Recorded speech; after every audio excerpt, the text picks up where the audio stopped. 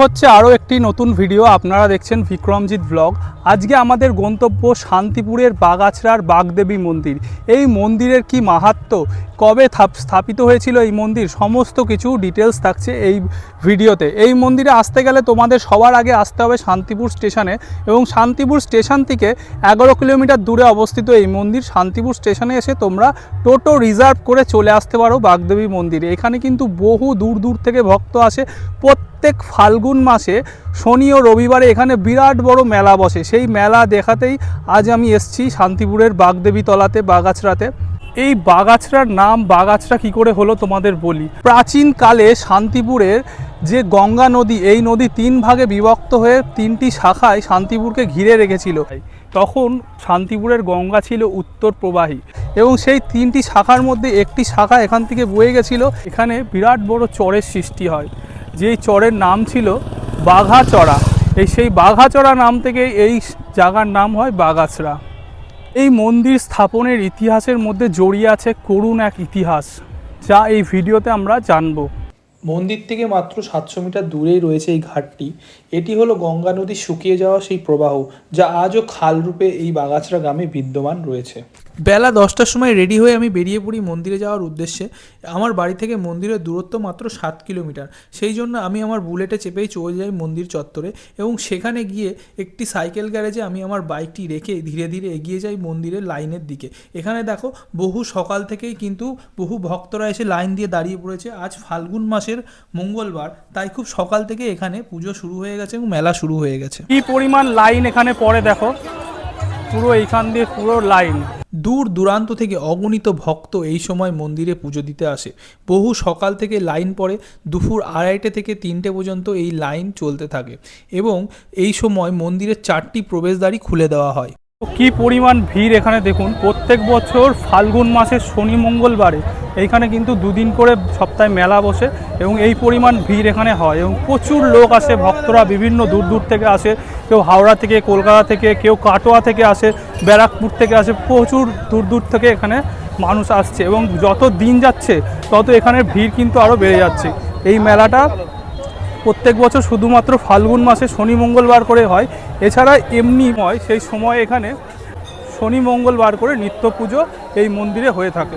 মন্দিরের মূল প্রবেশদ্বার থেকে প্রবেশ করে একটি লাইনে আমরা দাঁড়িয়ে পড়লাম। 1.5 থেকে 2 ঘন্টা লাইনে দাঁড়ানোর পরে আমরা মন্দির চাতালে এসে পৌঁছালাম, এবং সেখান থেকে আরও আধা ঘন্টা পর আমরা মূল মন্দিরে প্রবেশ করতে পারলাম। দেখো এখানে প্রচুর ভক্তরা কিরম নিষ্ঠার সাথে বহু সকাল থেকে ধৈর্য ধরে দাঁড়িয়ে আছে পুজো দেওয়ার জন্য। তোমাদেরকে বলে রাখি, এই মন্দিরে কিন্তু কোনো রকম মূর্তি পুজো করা হয় না। এই মন্দিরে আছে একটি পঞ্চমুণ্ডির আসন, এবং সেই আসনে 3টি ঘট প্রতিষ্ঠা করা রয়েছে। প্রথম ঘরটি পূজিত হয় মা ব্যাঘ্রবাহিনী দুর্গা রূপে, দ্বিতীয় ঘরটি পূজিত হয় দক্ষিণা কালী রূপে, এবং তৃতীয় ঘরটি পূজিত হয় মা তারা রূপে। এইবারে আসি মন্দিরের সংক্ষিপ্ত ইতিহাস নিয়ে। আনুমানিক 450 বছর আগে ভারতবর্ষে যখন ভূঁইয়া রাজ প্রচলিত ছিল, তখন যশোহরের অন্যতম ভূঁইয়া ছিলেন চাঁদ রায়, এবং সেই চাঁদ রায়ের সেনাপতি ছিলেন ঈশা খাঁ। এই ঈশা খাঁ চাঁদ রায়ের কন্যাকে একদিন মধ্যরাতে অপহরণ করেন, এবং অপহরণ করে নিয়ে যাওয়ার সময় সেই কন্যা, অবিবাহিত কন্যা, পদ্মা নদীর বুকে ঝাঁপ দিয়ে আত্মহত্যা করে, এবং এই আত্মহত্যার পর তার পিতা, কন্যাহারা পিতা, তার সেই কন্যা হারানোর যন্ত্রণা সহ্য করতে না পেরে তার সমস্ত জমিদারি ত্যাগ করে কয়েকটি বজরাতে সামান্য কিছু ধনসম্পদ নিয়ে, এবং তার গুরুদেব রঘুনন্দন ব্যানার্জিকে নিয়ে চলে আসেন বর্তমান যে বাগদেবী মন্দির চত্বর এইখানে, এবং এখানে এসে তিনি নতুন করে পত্তনি স্থাপন করেন, এবং এই মন্দিরটি তার গুরুদেব স্থাপন করেছিলেন আনুমানিক 450 বছর আগে। বর্তমানে স্বর্গীয় রঘুনন্দন বন্দ্যোপাধ্যায়ের 3 জন বংশধর এই মন্দির পরিচালনার দায়িত্বে আছে। তারা বংশ পরম্পরায় এই মন্দির পরিচালনার দায়িত্বভার পালন করে চলেছে। মন্দিরের বাইরে, অর্থাৎ মন্দিরের পেছন দিকেই রয়েছে এই শিবলিঙ্গটি, এবং এই শিবলিঙ্গটির পাশেই রয়েছে সেই গাছটি, যেই গাছটিতে ভক্তরা তাদের বিভিন্ন রকম মনস্কামনা পূরণ করার জন্য ঢিল বা মাটির ঢেলা বেঁধে দিয়ে যায়। বাইরেই দেখো এই গাছটিতে ভক্তরা তাদের মনস্কামনা নিয়ে এখানে গাছে ঢিল বাঁধে, এবং যখন মনস্কামনা পূর্ণ হয়ে যায় তখন এখানে এসে পুজো দিয়ে এই ঢিল খুলে যায়। তো পুজো টুজো দেওয়ার পর মেলা থেকে আমরা বেগুনি কিনে এখানে একটু বেগুনি খেয়ে নিচ্ছি।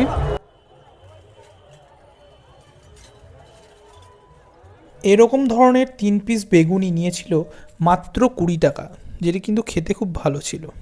পাশেই যে মাঠ আছে সেই মাঠে কিন্তু বিরাট বড় মেলা বসে। দেখো এত বড় মেলা, যেখানে মেলাটা ঘুরতেই প্রায় 1 থেকে 1.5 ঘন্টা টাইম লেগে যায়।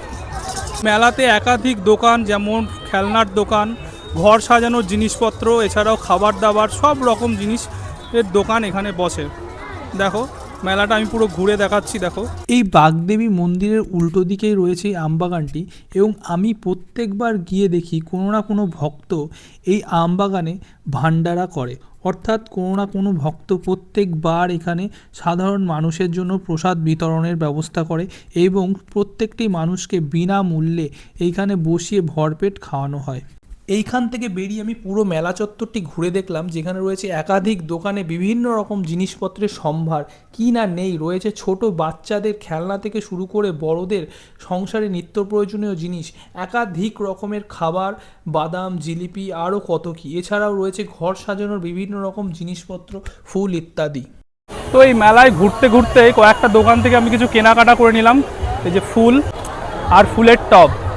সম্পূর্ণ মেলাটি ঘুরে আমরা এগিয়ে চললাম ধীরে ধীরে সাইকেল গ্যারেজের দিকে, কারণ দুপুর বাজে 2:30 আমাদের বাড়ি ফেরার পালা, এবং পুরো মেলাটি ঘুরে আমাদের সবারই খুব ক্লান্ত লাগছিল। এবং যাত্রাপথে আমাদের চোখে পড়লো নবনির্মিত অন্নপূর্ণা মন্দির, সেটিও আমি তোমাদের দেখাচ্ছি। দেখো, তো মন্দিরের বাইরেই কিন্তু আর একটা মন্দির হয়েছে, এটা অন্নপূর্ণা মন্দির। দেখুন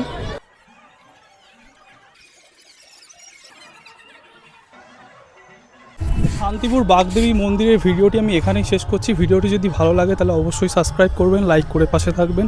আপনারা দেখছেন বিক্রমজিৎ ব্লগ, আমি বিক্রমজিৎ। দেখা হচ্ছে আরও একটি নতুন ভিডিওতে।